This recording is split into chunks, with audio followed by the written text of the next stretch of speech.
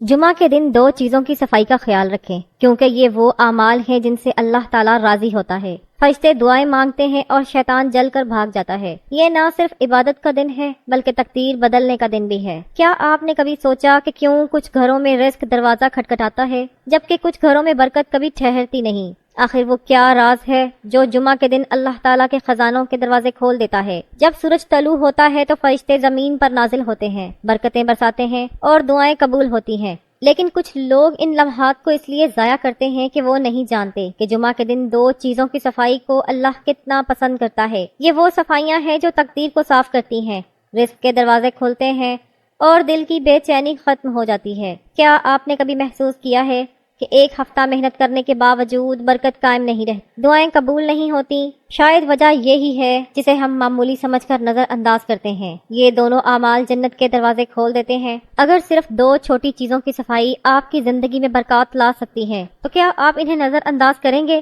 ایک ایسے شخص کی کہانی ہے جس کی زندگی شادی کے بعد بدل گئی، خوشی اور سکون ختم ہو گیا۔ وہ ایک بزرگ کے پاس گیا اور اپنی پریشانی کا اظہار کیا۔ بزرگ نے فرمایا، جمعہ کے دن 2 چیزوں کی صفائی کا خیال رکھیں۔ وہ شخص حیران ہوا کہ وہ غسل کرتا ہے، صاف ستھرے کپڑے پہنتا ہے اور مسجد جاتا ہے، باقی کیا بچا ہے؟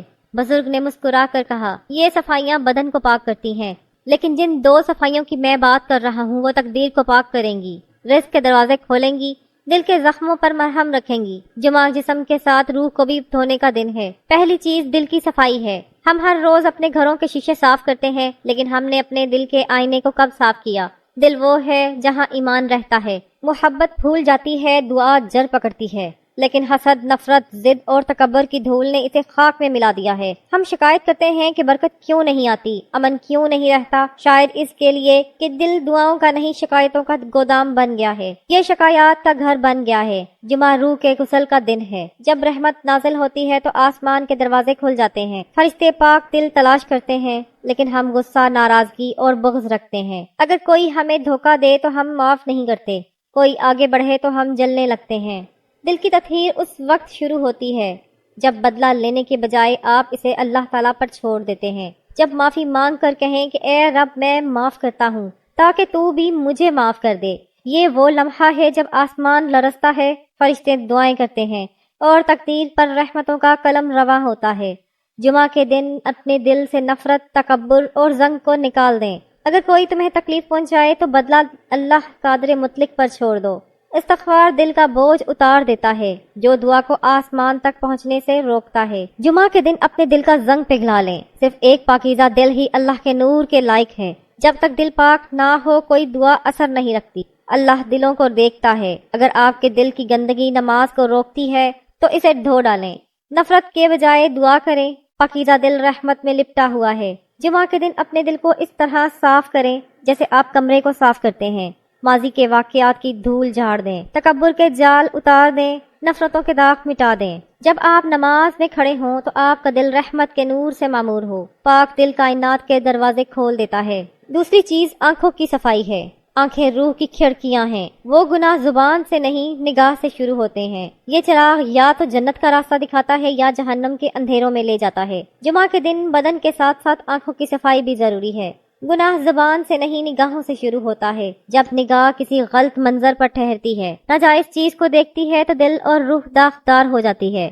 جمعہ کے دن جب رحمتیں نازل ہوتی ہیں تو فرشتے اعمال لکھتے ہیں، اللہ قریب ہوتا ہے، لہٰذا اس دن اپنی آنکھوں کو پاک کرنا اور ایمان کو چمکانا ہے۔ اگر کچھ غلط چیز دیکھی تو توبہ کے پانی سے آنکھیں دھو لیں۔ صفائی کا مطلب صرف اپنی نگاہیں نیچی کرنا نہیں ہے بلکہ اپنی نگاہوں کے ارادوں کو بدلنا ہے۔ جو نگاہیں گناہ کی تلاش کرتی تھیں اب بھلائی کی تلاش کرنی چاہیے۔ قرآن کے حروف کو مسجد کے مینار یا آسمان کی طرف دیکھنا چاہیے۔ ناپاک نظر ایک زہر ہے جو ایمان کو کمزور کر دیتی ہے۔ جب دل کی آنکھیں اندھی ہو جائیں تو دنیا کی روشنی بے معنی لگتی ہے۔ جمعہ کے دن آنکھوں کی صفائی کرنا اپنے رب سے یہ اقرار کرنا ہے کہ وہ اب ان چیزوں کو نہیں دیکھیں گی کہ جن سے اللہ ناراض ہوتا ہے۔ یہ طہارت دل اور آنکھ دونوں کے لیے ہے۔ جمعہ آپ کی زندگی بدل سکتا ہے۔ یہ رزق میں خوشحالی، دل میں سکون اور تقدیر میں نور لا سکتا ہے۔ اس لیے اس جمعے کو اپنے دل سے ہر وہ چیز مٹانے کا فیصلہ کریں جو خدا اور انسان کے درمیان دیوار بناتی ہیں۔ اپنی آنکھوں سے ایمان کو دھندلا دینے والی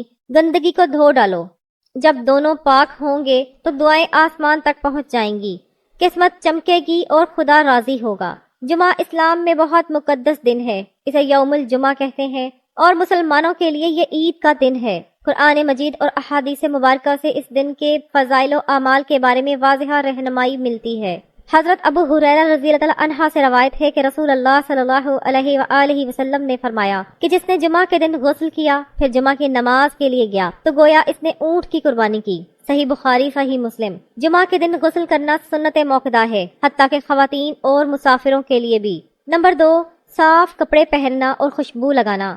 حضرت سلیمان فارسی رضی اللہ عنہ بیان کرتے ہیں کہ رسول اللہ صلی اللہ علیہ وآلہ وسلم نے فرمایا، جو شخص جمعہ کے دن غسل کرے تو اسے چاہیے کہ زیادہ سے زیادہ طہارت رکھے، اپنے سر پر تیل یا خوشبو لگائے، پھر جب جمعہ کی نماز کے لیے جائے تو 2 آدمیوں کے درمیان جدائی پیدا نہ کرے۔ اگر کوئی جتنی دعائیں اس کے مقدر میں ہیں پڑھے اور امام کے سلام پھیرتے وقت خاموش رہے تو اس کے گناہ معاف ہو جاتے ہیں۔ جو 2 نمازیں جمعہ کے درمیان ہوتی ہیں وہ معاف کر دی جاتی ہے۔ بہترین لباس پہننا چاہیے، مسواک استعمال کرنا چاہیے اور خوشبو لگانا چاہیے۔ جمعہ کے دن فرشتے مسجد کے دروازوں پر کھڑے ہوتے ہیں اور داخل ہونے والوں کا حال لکھتے ہیں۔ جب امام منبر پر بیٹھتے ہیں تو لکھنا چھوڑ دیتے ہیں۔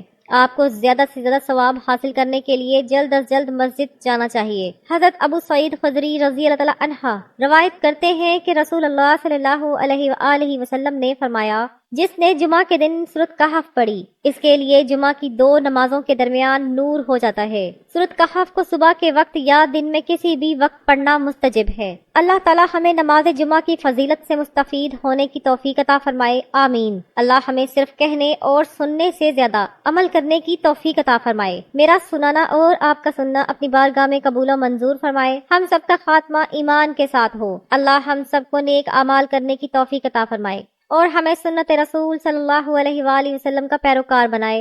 اے اللہ، اس ویڈیو کو دیکھنے والے ہم سب بھائیوں اور بہنوں کی تمام جائز مرادیں پوری فرما، آمین یا رب العالمین۔ ناظرین، اپنے رزق میں برکت کے لیے کامنٹس میں اللہ کے 99 ناموں میں سے کوئی ایک نام ضرور لکھیں۔ ویڈیو کو شیئر کرنا نہ بھولیں۔ اگلی ویڈیو تک اجازت دیں۔ اللہ حافظ۔